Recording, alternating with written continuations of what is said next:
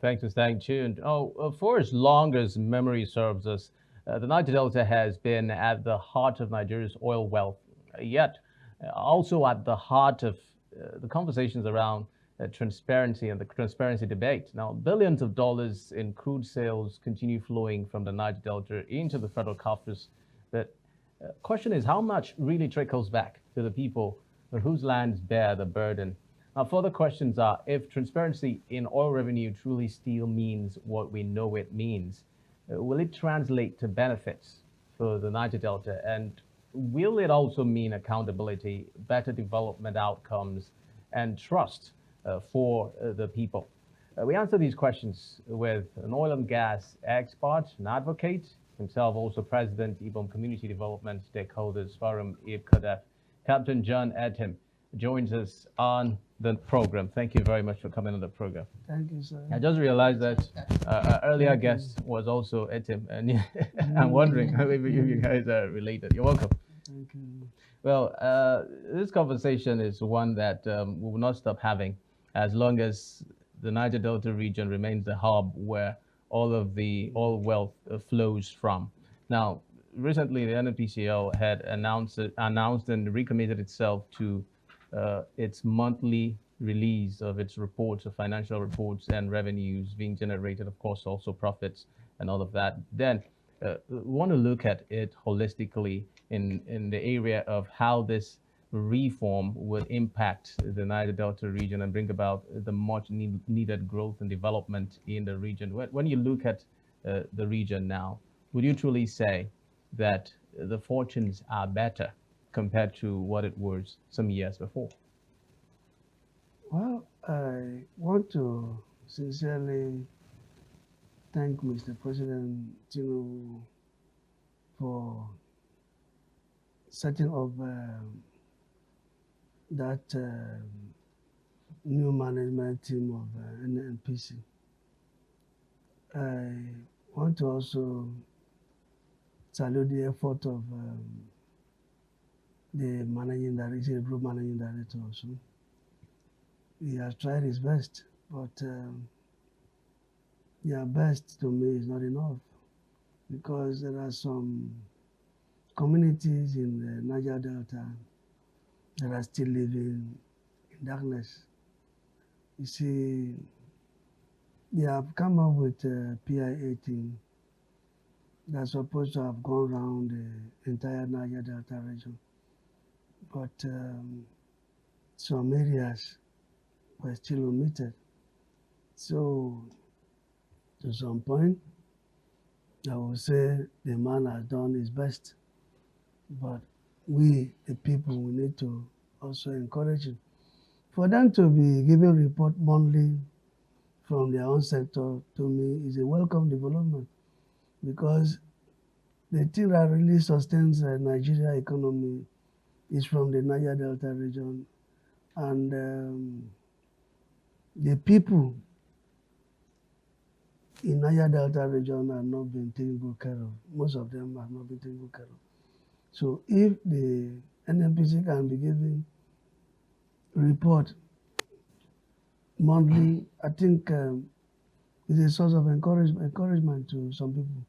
Well, Captain Tim, the conversation around oil sector reforms in Nigeria is not new to us. Do you think, what are those areas that you feel that there's need for reforms, and how do you expect these reforms to impact positively on the well-being of Niger Deltans?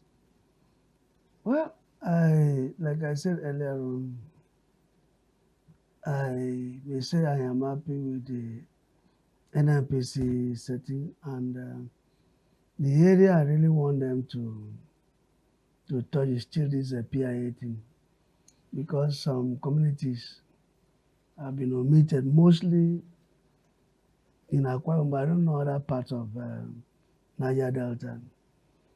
I want them to revisit that PIA thing, and if you go to some areas inside Niger Delta, you see where aged people are struggling, battling to survive. No electricity in some part of this Niger Delta. The L we are talking about, this pollution that is coming from this oil exploration is quite challenging, and people does not have access to good healthcare services. So I want them to revisit the PIA. Let the PIA capture some omitted areas. A particular place in Akwa Ibom here is the case of ExxonMobil to Seplat. They have captured Economy as a federal constituency well, captured Eke federal constituency. Getting to Oron federal constituency, it was only in local government. Out of the 5 local governments that are in that coastal environment. So to me, that area have not been properly captured. And as we speak, there are some companies in Akwa Ibom State that does not do what they are supposed to do. For instance, the company called Total Energies. Total, 80% of our operation is in Akwa Ibom State, and they only recognizes Eastern Obolo in their PIA, which is very wrong. So before that PIA came to be, they used to have a GMOU. In that MOU, they divided it into 3: upland, coastline, and core. That covers the 31 local government areas of Akwa Ibom State in the past. But today, under this PIA, it is only Eastern Obolo that they have captured. So what about the rest of the local government areas in Akwa Ibom State? So we want them to, at least the NNPC, to revisit the PIA thing. All right, Captain. Now, do you think that this new drive of transparency by the NNPC is going to restore investors' confidence in the energy sector? Yes, hopefully. It will give confidence, and not only the investors, the rural people, the local people around where those things are taking place will also have confidence. So someone will beat his chest and say, yes, I have a functional men and women in that NNPC team, because there is transparency. So to me, I think it's a welcome development. All right. Well, we've seen over time new commissions and agencies coming up, all geared towards the betterment of the Niger Delta region. Most recently, in the South-South Development Commission, it has already hit the ground running. And of course, Niger Delta is hoping that that much-needed synergy would be seen when we talk about developmental strides for the Niger Delta region. What do you think some of these commissions that are responsible for, the greatness that we hope to see within the Niger Delta region, are they really working as planned and really accomplishing some of these lofty dreams that the Niger Delta region holds and hopes at achieving? Well, like I rightly said, and I want to first and foremost thank Mr. President and some president and the past leaders of the country. In South-South or Niger Delta region, we have NDDC. Now you have this newly set up commission, South-South Development Commission. And I want to thank Mr. President, because I want to believe that commission has encompassed the entire country. And that was also a clamor of the South-South that it also needed its own development commission. Yes. And did that answer that prayer? Yes. To me, I was afraid because of the presence of NDDC, if such a thing will also come. But thank God, this Mr. President has done it. He has made us happy by setting up that commission, South-South Development Commission. So, the government had been able to put in their best, but the people you are sending into some of this commission, are they ready to work for the interest of the people? So that is number one question that we should ask ourselves. But we have to pray for them because sometimes in Nigeria, anybody will see opportunity at his own time that he has arrived. So the people that are in charge of all these commissions, at least people should watch what they are doing because most of this commission is to bring development to the people. And if you check around Akwa Ibom as for instance, if you go around, you will see that some areas in Akwa Ibom needs more development. So thank God that commission, South-South Development Commission headquarters is in Akwa Ibom State. And I want to also believe that since it's a newly created commission, they will do their best by the grace of God. So it is good to have all those commissions and it will really drive development to the people. In Niger Delta today, there are some communities that does not have good water to drink.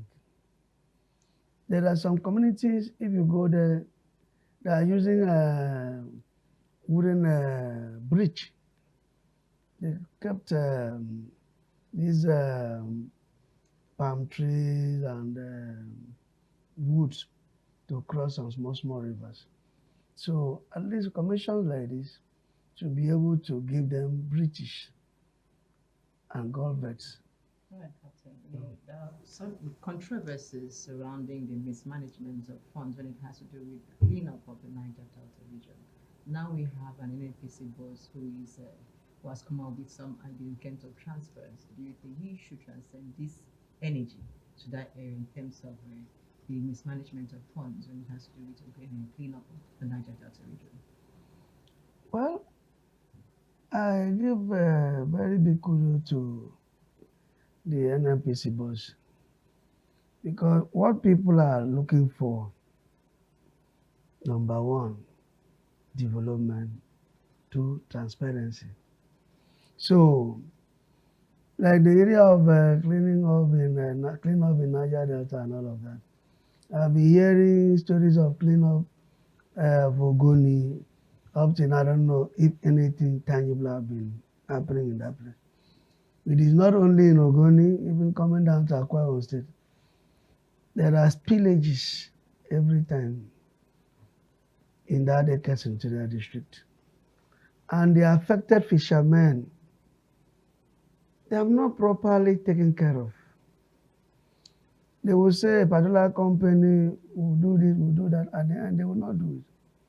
So, and I want the people to also convey this message to the NNPC boss to caution them because I know all these companies are under NNPC. So, a lot of things are happening in Niger Delta. It might not be only in Akwa, other parts of Niger Delta. People are facing a whole lot of challenges. So, there is a need. After an NPC board saying that it's going to be giving report monthly and all of that, there must be a committee set up to wash out their operations. So I think that is a committee on ground, beautiful. If that committee will be sincere to themselves. So people must monitor them. In the area they are lacking, people should advise them to do what is right. So we still need more in Niger Delta. Sir, if you go around this Niger Delta area, some area when you get there, you'll be crying. People are suffering. Well, how cardinal, as your parting shot now, Captain Etim, how cardinal is this conversation around oil sector reforms to the Niger Delta region in terms of the kind of benefits it hopes at achieving? Well, to me, if the NNPC are serious for what they have said, at least that alone can raise up for a common person. So my issues today is this. There are people that does not have access to good medical health care. So, and some does not have access to good drinking water. And if you check the lifespan in this Niger Delta, our lifespan is very low. And the people within this Niger Delta, they are suffering. If you know, some of these companies are flaring gases. And this is a very serious pollution that affects people's health. All right, Captain. I'm afraid I wish we could allow you to go further, but then we're out of time. Thank you very much, oil and gas advocate and president, Ibom Community Development Stakeholders Forum. You could have Captain John Etim for speaking to us, and we hope that the much needed change and hope in the region would continue to, bring in the hopes that we have for the region and for the issue of development. Thank you for speaking to us. Thank you for your time, Captain. Thank you, man. Thank you, sir. Well, we'll bring you another edition of the program Niger Delta Today tomorrow. My name is Xavier Robert. Thank you very much for watching. And I am Sifon Ode. Good afternoon.